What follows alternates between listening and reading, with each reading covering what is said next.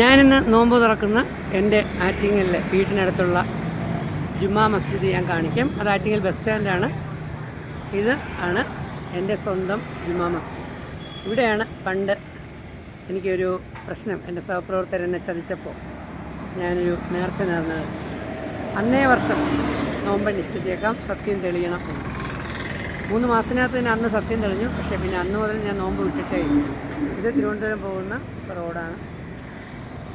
ഞാൻ നോമ്പ് തുറക്കാനായിട്ട് പള്ളിയിലേക്ക് പോവുകയാണ്. ഓക്കെ, പിന്നെ 1.5 ദിവസത്തെ നോമ്പ്. ഇന്നലെ ഉച്ചയ്ക്ക് തുടങ്ങിയെന്ന് വേണമെങ്കിൽ പറയാം. പക്ഷെ ഒരു ക്ഷീണമില്ല. കടത്തേണ്ട അനുഗ്രഹം.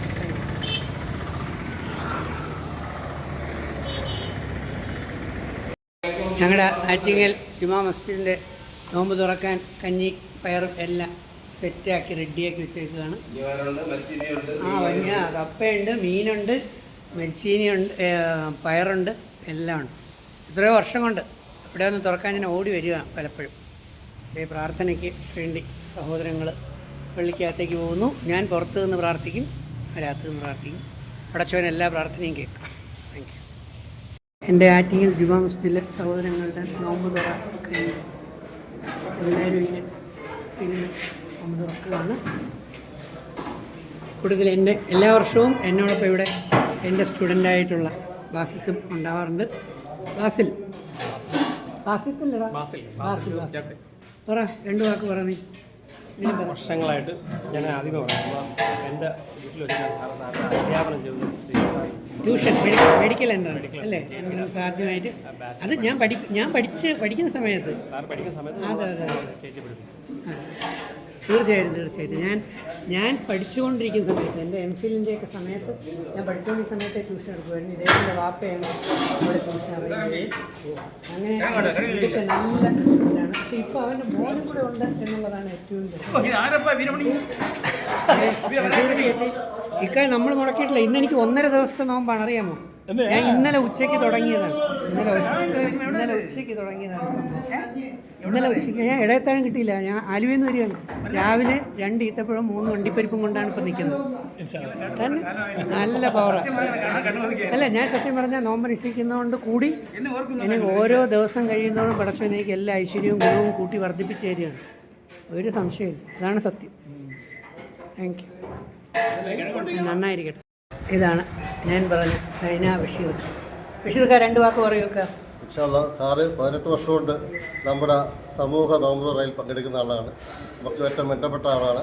നമ്മുടെ നാട്ടുകാരനാണ്. നമ്മുടെ എല്ലാം അതിൽ വന്നതിൽ നമുക്ക് സന്തോഷം. ഇനിയും വരുമെന്ന് പ്രതീക്ഷിക്കുന്നു. എല്ലാം പ്രച്ചോൻ്റെ അനുഗ്രഹം കൊണ്ട് അതെല്ലാം നടക്കും. ഇത് എൻ്റെ ക്ലാസ്മേറ്റ്, ഞങ്ങൾ ഒരുമിച്ച് പഠിച്ചു. ഇദ്ദേഹത്തിൻ്റെ വൈഫ് എൻ്റെ സ്റ്റുഡൻ്റായിരുന്നു. അവരുടെ മക്കൾ എൻ്റെ സ്റ്റുഡൻ്റായിരുന്നു. അല്ലേ? നേരത്തെ കാണിച്ച എൻ്റെ അദ്ദേഹത്തിൻ്റെ അളിയനല്ലേ പറയും, എൻ്റെ സ്റ്റുഡൻ്റാണ്. പക്ഷേ ഇനി അടുത്ത ഇവൻ്റെ മകൻ ആയിരിക്കുന്നതാണ്. എന്താ മോൻ്റെ പേര്? റൈഹാൻ അല്ലേ? ഖുറാനിലൊരു വാക്കാണ്, സ്വർഗത്തിലൊരു ചെടിയാണ്, ഒരു ചെടി റൈഹാൻ എന്ന് പറയും. അപ്പോൾ എന്തായാലും റൈഹാനെ ഞാൻ പഠിപ്പിക്കാൻ സാധ്യതയില്ല. കാരണം പഠിപ്പിക്കൽ വിട്ടു. ഇന്നത്തെ ആർക്കും പഠിക്കാൻ താല്പര്യമൊന്നുമില്ല. അതുകൊണ്ട് ദൈവം വേറൊരു മേഖലയിലൂടെ കൊണ്ടുപോകുന്നു, ഒരു കലാമേഖല. നല്ലൊരു കലാകാരൻ. അതിലൂടെ നന്നായി സമ്പത്തുണ്ടാക്കുക, ഒരുപാട് വൃദ്ധസദനങ്ങളെയും പാവപ്പെട്ടവരെയും സഹായിക്കുക, ചാരിറ്റി ചെയ്യുക. അങ്ങനെ Padmashri doctor M A Yusuf Ali sir കഴിഞ്ഞ 9 വർഷം കൊണ്ട് എനിക്ക് 50,000 രൂപ വെച്ച് സക്കാത്ത് തന്നുകൊണ്ടിരിക്കുകയാണ്. എനിക്ക് ഡ്രസ്സ് വാങ്ങാനാണ്. അതറിയാമോ? 50,000 വെച്ച് 8 വർഷം. കഴിഞ്ഞ വർഷം 1 ലക്ഷം ആക്കി. 1 രൂപ ഞാൻ എടുക്കില്ല. അപ്പോൾ എല്ലാവർക്കും വേണ്ടപ്പെട്ട പാവപ്പെട്ടവർക്ക് കൊണ്ട് കൊടുത്തിട്ട് എൻ്റെ വീഡിയോ എടുത്ത് ഞാൻ ലുലു ഗ്രൂപ്പിലിടും. ഇത് നമ്മുടെ വീട്ടിൻ്റെ അടുത്തുള്ള കുറച്ച് പേർക്ക് അറിയാം. കാരണം സമയമാകുമ്പം ലുലുവിൻ്റെ വണ്ടി വീട്ടിൽ വരും. ട്രിവാൻഡ്രം അവർ വരും. വീഡിയോ പോലും എടുക്കാൻ സമ്മതിക്കില്ല. അതാണ്. അപ്പോൾ യൂസഫ് അലി സാറിൻ്റെയൊക്കെ മനസ്സിൽ കയറുക എന്ന് പറയുന്ന ബുദ്ധിമുട്ട്. കയറിക്കഴിഞ്ഞാൽ അവിടെ സ്ഥിരപ്രതിഷ്ഠയാണ്. എന്തായാലും യൂസഫ് അലി സാറ് ഒരു 100 വർഷം ആയുരാരോഗ്യ സൗഖ്യത്തോടെ ജീവിക്കട്ടെ എന്ന് ഞാൻ ഇക്കൂട്ടത്തിൽ തന്നെ പറയുന്നു. കാരണം സാറുണ്ടെങ്കിൽ, യൂസഫ് അലി സാറ് ജീവനോടുണ്ടെങ്കിൽ ആയിരക്കണക്കിന് ആൾക്കാർ കേരളത്തിലുള്ളവർ ആഹാരം കഴിച്ച് ജീവിക്കും.